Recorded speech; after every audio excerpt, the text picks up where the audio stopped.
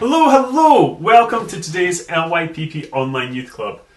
We've been going through our employment series, and today we're going to be looking at something a bit more practical, something that will hopefully give you some good advice and help you get started on your journey into employment.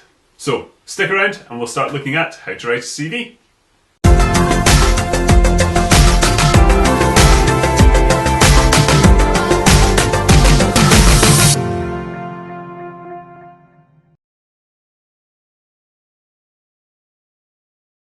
So, for the past month, we've been looking at our own stories and how we came to work at LYPP.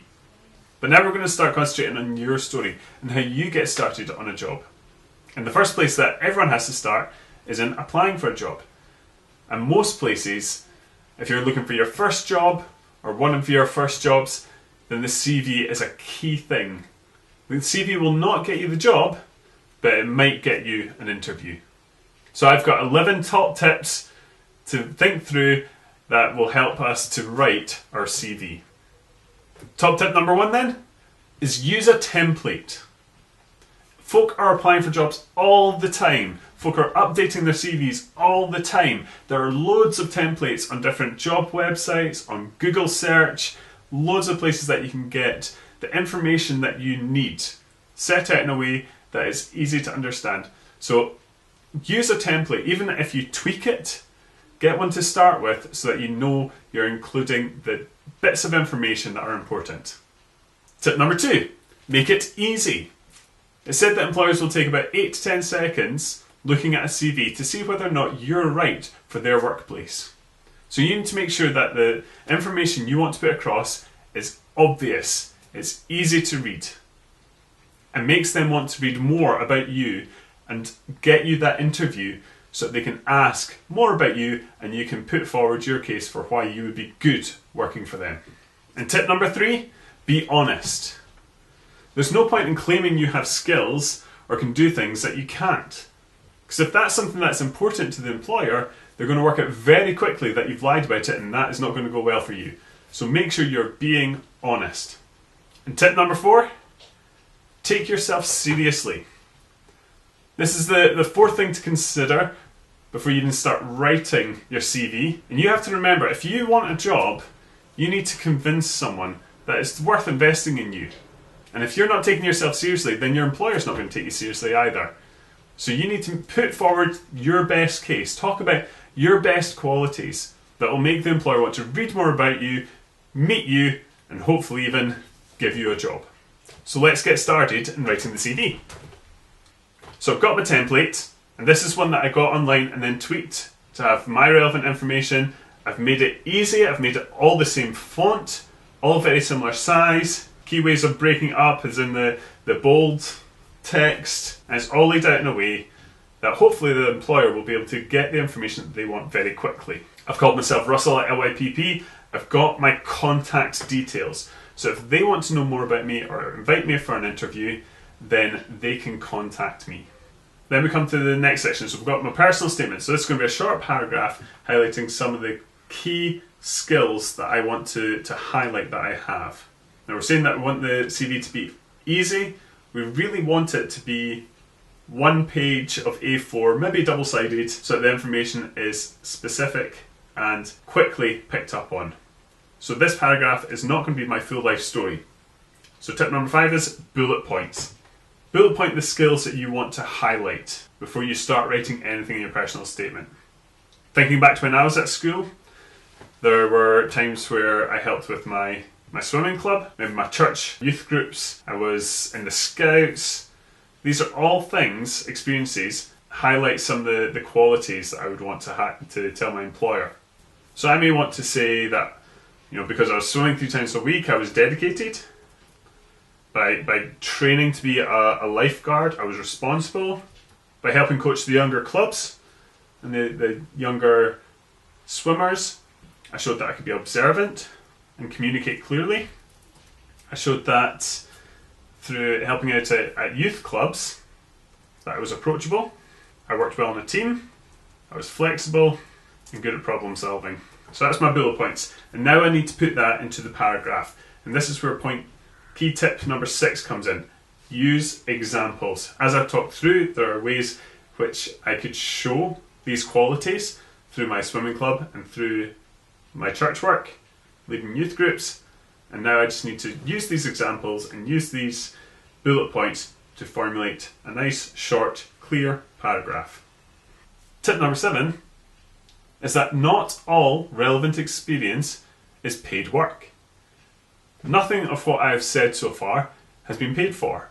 If I'm assuming that I'm applying for my first job, then you're going to have to rely on the qualities that you've shown outside of work, through volunteering, through caring for your family at home.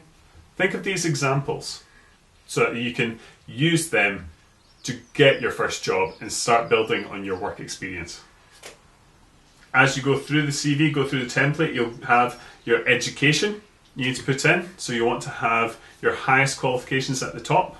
If you have not yet sat any exams or done any assessments, if you're currently in 4th year, for example, and you've not yet done any exams, then you can put your predicted grade. Or if you're sitting a higher grade than what you've currently got, then you can include the predicted grade that you would get at the end of the year and the year where you would expect to get that. And moving down through the template, we've got further training. So that's where I may talk about something like the bronze medallion that I got, which allowed me to be a lifeguard. A lot of schools do a food hygiene in home ec, which is a separate qualification and goes in under further training qualifications. You can't assume that that's going to be in every home ec class, so take that opportunity to highlight another skill that you've got. It may be something like first aid, if you've done that through school or through a different organisation. After you've talked about these qualifications, it's time to talk about your work history. Now, if you're applying for your first job, you're not going to have much work history to talk about, if any at all. So really what you're going to be looking at is your volunteering history. If you've had any jobs before, get them down there. Talk about your role and what your key responsibilities were, and then talk about your volunteering history as well. Let's talk about what jobs you have done to help the organisations that you have been part of. Because remember point number 7, not all relevant experience comes from paid work. And as you go throughout your CV, keep thinking about top tip number 8. Make it relevant to the job you're applying for. So the work experience that you're talking about, make sure you're putting in, or the volunteering experience, make sure you're putting in the information that is relevant and shows the skills that you would then use in that job. If you're applying to work in an environment where there'll be lots of children, then you may want to talk about any experience that you've got engaging with younger people, caring for younger kids, looking after the children in your family. If you're applying to work in a cafe, you might want to talk about how you can communicate and get on well with people of different generations, being able to engage with kids as well with older adults. Talk about times where you've been responsible, been respectful and reliable. All these qualities can be shown without having a single paid job, so make sure you're getting that information in there, either through your personal statement, through talking about the responsibilities you've had as a volunteer, or including it within the last section here before your references, so your second last section I should say, your interests and hobbies. Talk about things that you're interested in, talk about things that you do for fun or just do in your spare time that highlight these qualities as well. If you're applying to work in a cafe, you might want to highlight if you've got an interest in baking. But remember to be honest, if you don't have an interest in baking, then don't put it. Talk about your other qualities. If you're applying to work in a shop, you might want to talk about being part of a team and working well in a team, or enjoying learning from others and expanding your skills and experience.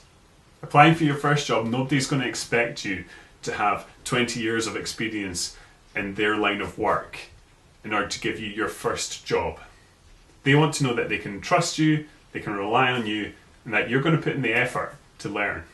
So make sure you're highlighting the skills that you think will work well in that job so that you can get your foot in the door, getting that interview, and hopefully getting that job. To finish off your CV, you need to have a couple of references.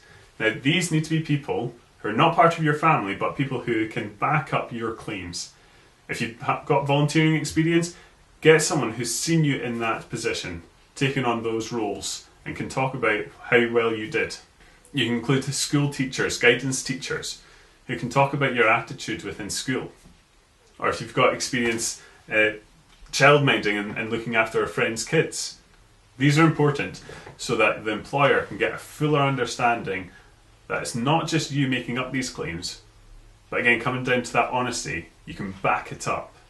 Now, tip number 9, because we're nearly finished. Spell check is your friend.